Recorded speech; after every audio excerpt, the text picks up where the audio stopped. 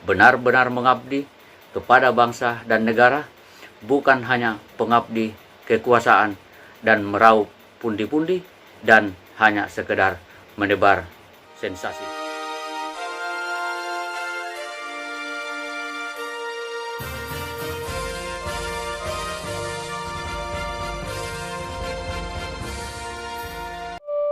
Lights are on. Lights are on.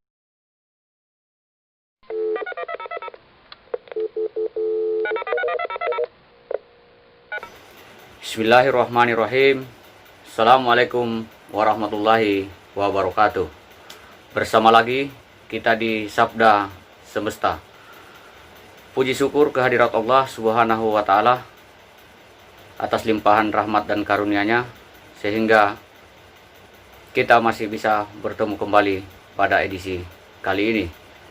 Salawat dan salam senantiasa kita haturkan kepada junjungan kita Nabiullah Muhammad Sallallahu Alaihi Wasallam, para keluarga, sahabat-sahabatnya, dan para pengikut-pengikut yang setia hingga akhir zaman.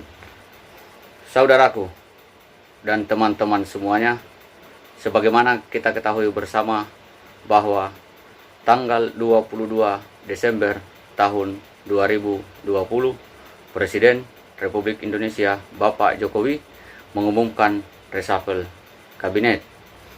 Ada 6 posisi menteri yang mengalami reshuffle. Satu adalah di Menteri Sosial, yang mana sebelumnya diisi oleh Juliari Batubara yang tersandung kasus korupsi, digantikan oleh Ibu Tri Risma hari ini. Yang kedua, Bapak Edi Prabowo yang juga tersandung kasus korupsi di Menteri Kelautan dan Perikanan, digantikan oleh Wahyu Sakti Trenggono. Yang ketiga, Bapak Wisnu Tama selaku Menteri Pariwisata dan Ekonomi Kreatif, digantikan oleh Bapak Sandiaga Salahuddin Uno. Yang keempat adalah Menteri Kesehatan Bapak Terawan Agus Putranto, digantikan oleh Budi Gunadi Sadikin. Dan yang kelima adalah Agus Suparmanto yang mengisi posisi Menteri Perdagangan, digantikan oleh M. Lutfi. Dan yang keenam, Fahrul Rozi yang sebagai Menteri Agama, digantikan oleh Yakut Kholil Komas. Saudaraku dan teman-teman semuanya, dari ke-6 posisi menteri yang mengalami reshuffle, setidaknya ada beberapa nama yang menyita perhatian. Saya pribadi tidak tertarik untuk menyoroti ke-5 menteri itu, terutama Pak Sandiaga dan Ibu Risma, karena ya semua orang tahu bahwa setiap kali dua tokoh ini disebut selalu dikait-kaitkan dengan politik menuju 2024. Saya pribadi lebih kaget dan lebih tertarik untuk menyoroti tentang Bapak Gus Yakut yang diamanahi untuk menggantikan posisi Fahrul Rozi sebagai Menteri Agama. Ketertarikan saya untuk menyoroti tentang beliau ini adalah tiada lain, tidak lepas tentunya dari organisasi yang dipimpinnya beberapa tahun belakangan ini. Kita ketahui bersama bahwa Gus Yakut adalah Ketua Umum Pengurus Pusat Ansor dan Panglima Tertinggi Banser.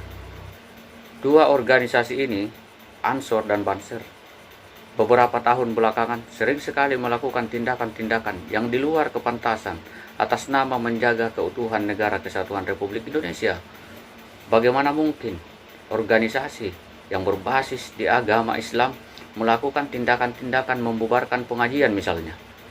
Kita mungkin masih ingat beberapa pengajian-pengajian dibubarkan oleh dua organisasi ini. Saudaraku dan teman-teman semuanya, saya jadi berpikir bahwa diangkatnya Gus Yakut sebagai Menteri Agama ini erat kaitannya dengan apa yang dilakukan negara saat ini ke FPI. Kita tahu bersama bahwa FPI di bawah komando Habib Rizik konsisten dalam mengkritisi pemerintah, sementara Gus Yakut dengan Ansor dan Bansernya cenderung merapat ke istana. Ini menjadi sedikit beralasan asumsi saya.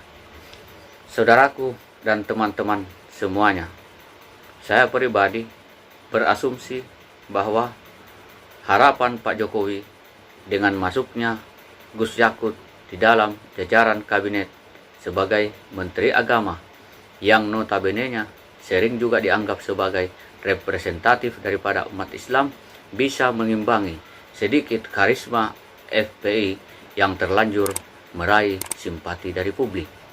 Dan terus terang saya sungguh khawatir bahwa dengan masuknya Gus Yakut sebagai Menteri Agama, umat Islam akan diperhadap-hadapkan lebih dahsyat lagi. Di satu sisi, umat atau kelompok Islam yang kritis terhadap setiap kebijakan-kebijakan pemerintah yang dianggap tidak pro rakyat akan dianggap menjadi bagian dari kelompok-kelompok yang tidak Pancasilais, intoleran, anti NKRI, dan stigma-stigma buruk lainnya. Sementara di sisi yang lain, kelompok atau umat yang cenderung merapat ke kekuasaan akan dianggap bagian dari kelompok yang paling Pancasila, mendukung negara kesatuan Republik Indonesia, paling toleran, menjadi bebas melakukan apa saja, menjadi bebas melakukan tindakan-tindakan atas nama negara kesatuan Republik Indonesia. Saya pribadi sungguh khawatir jika itu terjadi, maka sungguh negara ini benar-benar dalam kondisi bahaya. Tapi ya sudahlah, apapun itu, reshuffle yang dilakukan oleh Pak Jokowi adalah merupakan hak prerogatif dan hak mutlak Presiden. Saudaraku dan teman-teman semuanya, mudah-mudahan asumsi saya ini tidak menjadi kenyataan.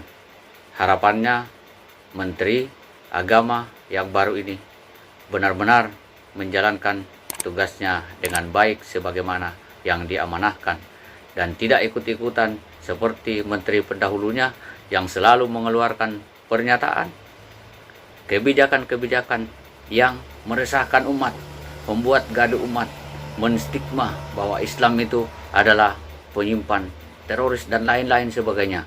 Sungguh-sungguh perbuatan itu sangat disayangkan. Sekali lagi harapannya kepada Menteri Agama yang baru, jadilah pemimpin, jadilah menteri yang benar-benar memperhatikan aspirasi umat. Dan kepada kelima menteri yang baru lainnya, saya pribadi mengucapkan selamat bertugas, selamat mengemban amanah yang baru. Jadilah pejabat, jadilah menteri yang benar-benar memperhatikan nasib rakyat dan bangsa Indonesia. Benar-benar mengabdi kepada bangsa dan negara, bukan hanya pengabdi kekuasaan dan meraup pundi-pundi dan hanya sekedar menebar sensasi. Sekali lagi, selamat bertugas dan semoga amanah. Dan yang paling penting, teman-teman semuanya tetap di channel ini. Jangan lupa untuk subscribe, like, and comment. Bunyikan loncengnya untuk update video-video kami selanjutnya. Billahi fastabiqul khairat. Wassalamualaikum warahmatullahi wabarakatuh.